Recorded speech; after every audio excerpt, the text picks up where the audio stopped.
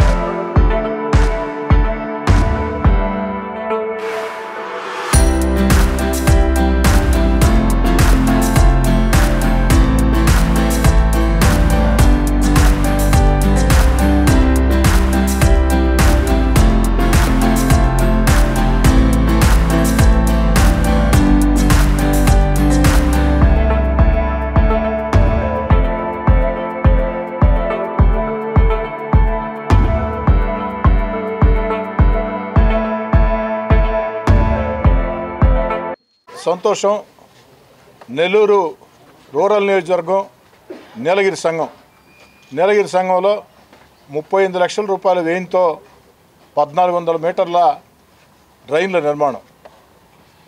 వాస్తవం చెప్పాలంటే ఓ నెల రోజుల ముందు నా తమ్ముడు కోటంరెడ్డి గిరిధర్ రెడ్డి గడప గడపకి ఈ ప్రాంతానికి విచ్చేసినప్పుడు ఈ ప్రాంతంలో ఉండే నాయకులు కావచ్చు, ఈ ప్రాంతంలో ఉండే ప్రజలు కావచ్చు, నీలగిరి సంఘంలో దీర్ఘకాలికంగా ఉన్నటువంటి ఈ యొక్క డ్రైన్ల నిర్మాణం. ఎందుకంటే ఇక్కడ డ్రైన్లు చేసేదానికి కాంట్రాక్టర్లు ఎవరు ముందుకు రాని పరిస్థితి. చిన్న చిన్న వీధులు, కష్టసాధ్యమైనటువంటి పని. దాంతో గతంలో అనేక ప్రయత్నాలు చేసిన కాంట్రాక్టర్లు ముందుకు రాని పరిస్థితి. కానీ గడప గడపకి కోటంరెడ్డి గిరిధర్ రెడ్డి కార్యక్రమంలో భాగంగా గిరి మాట ఇచ్చాడు.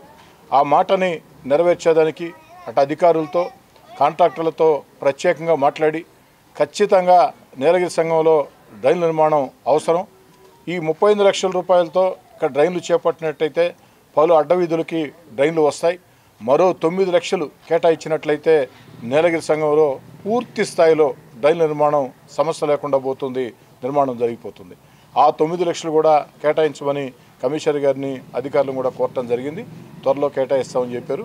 ఈ 35 లక్షల రూపాయలతో ఈ యొక్క డ్రైన్ నిర్మాణం వేగవంతంగా ప్రారంభించి అతి త్వరలోనే ప్రారంభోత్సవం చేసుకుంటామని తెలియచేసుకుంటూ, నా ఉద్దేశంలో ఒకటే, ఎక్కడైనా సరే అభివృద్ధి పనుల విషయంలో శంకుస్థాపన చేశామంటే ఏదో టెంకాయలు కొట్టామా, ఫోటోలు దించుకున్నామా, వెళ్ళామా అన్న ధోరణి ఉండకూడదు.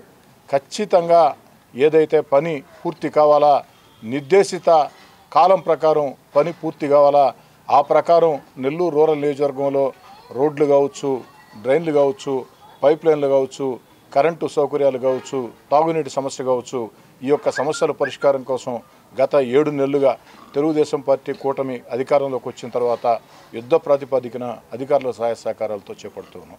రాబోయే రోజుల్లో మరిన్ని కార్యక్రమాలకు కూడా శ్రీకారం చుట్టబోతున్నాం. నెల్లూరు రూరల్ నియోజకవర్గం అభివృద్ధి కార్యక్రమాల విషయంలో రాష్ట్రానికి ఒక ఆదర్శం కావాలా అన్నది నా ఉద్దేశం. అదేవిధంగా గౌరవ ముఖ్యమంత్రి చంద్రబాబు నాయుడు గారి ఆకాంక్ష అభివృద్ధి కార్యక్రమాలు, అదేవిధంగా సంక్షేమ కార్యక్రమాలు, అమరావతి ఆంధ్రప్రదేశ్ గర్వించే రాజధాని, ఆంధ్రప్రదేశ్ జీవనాడి పోలవరం పూర్తి, మన బిడ్డలకు ఉద్యోగం వచ్చేదానికి విదేశాల నుంచి లక్షల కొద్దీ పెట్టుబడులు ఆకర్షించి పరిశ్రమలు స్థాపించడం, ఇవన్నీ ఆలోచనతో ఇంత పెద్ద వయసులో కూడా చంద్రబాబు నాయుడు గారు గత వైఎస్ఆర్ కాంగ్రెస్ పార్టీ ప్రభుత్వంలో పట్టాలు తప్పినా, గాడి తప్పినా రాష్ట్రాన్ని అన్ని రకాల కూడా ముందుకు తీసుకుపోయేదానికి, రాష్ట్ర ప్రజలకి మేలు చేసేదానికి కృషి చేస్తూ ఉన్నారు. గత వైఎస్ఆర్ కాంగ్రెస్ పార్టీ ప్రభుత్వంలో ఆనాడు వైఎస్ఆర్ కాంగ్రెస్ పార్టీ అరాచక విధానాలతో, అస్తవ్యస్త విధానాలతో అనాలోచిత విధానాలతో రాష్ట్రం ఆర్థికంగా దివాలా తీసింది. ఆర్థికంగా దివాలా తీసిన చంద్రబాబు నాయుడు గారు ఒక పక్క సంక్షేమం, అభివృద్ధి ఈ రెండు కూడా దృష్టి పెడుతూ మరోపక్క ఎన్నికల్లో ఇచ్చిన హామీలని ఒక్కొక్కటి నెరవేరుస్తూ వస్తున్నారు. అతి త్వరలో హామీలన్నీ కూడా ప్రారంభమవుతాయి. కొన్ని ఇప్పటికే ప్రారంభమని తెలియజేసుకుంటూ నీలగిరి సంఘం వాసులకు కూడా నేను మనవి చేసేది ఒకటే, అభివృద్ధి కార్యక్రమాల విషయంలో ఎక్కడా కూడా రాజకీయ జోక్యం లేకుండా, ఆ పార్టీ ఈ పార్టీ తేడా లేకుండా ఎన్నికలు అయిపోయినాయి. ఎన్నికల వేళ మాత్రమే పార్టీ ఎజెండాలు. ఎన్నికలు పూర్తయిన వేళ ఈ యొక్క సమయంలో ఎక్కడికక్కడ అభివృద్ధి కార్యక్రమాలు చేపట్టుకోవాల్సిన అవసరం ఉంది. నీలగిరి సంఘంతో మొట్టమొదటి నుంచి కూడా నీలగిరి సంఘం అరుంతిపాళెంతో నాకు ప్రత్యేకమైనటువంటి అనుబంధం ఉంది. ఆ అనుబంధంతో నీలగిరి సంఘాన్ని, అరుంతిపాళెన్ని ప్రత్యేకంగానే చూస్తానని, ప్రత్యేకంగానే ప్రేమిస్తానని చెప్పని మాట ఇస్తూ ఈ 35 లక్షల రూపాయల పనులకి సంబంధిత కాంట్రాక్టర్కి ప్రజలందరూ సహకరించాలి. మళ్ళీ చెప్తున్నా, స్థానిక ప్రజలు ఆ కాంట్రాక్టర్కి సహకరించినట్లయితే, వ్యక్తిగత పంతాలకి భేదాలకి పోయినట్లయితే నీలగిరి సంఘంలో ఎప్పటికీ డ్రైన్ల నిర్మాణం ఇక సాధ్యం కాదు. దాన్ని దృష్టిలో ఉంచుకొని నీలగిరి సంఘం వాసులందరూ మన భవిష్యత్తు కోసం, మన బిడ్డల భవిష్యత్తు కోసం ఈరోజు ఈ డ్రైన్ల నిర్మాణానికి పూర్తి స్థాయిలో అధికారులకి, అటు కాంట్రాక్టర్కి సహకరించాలని చెప్పని కోరుతూ ఉంది.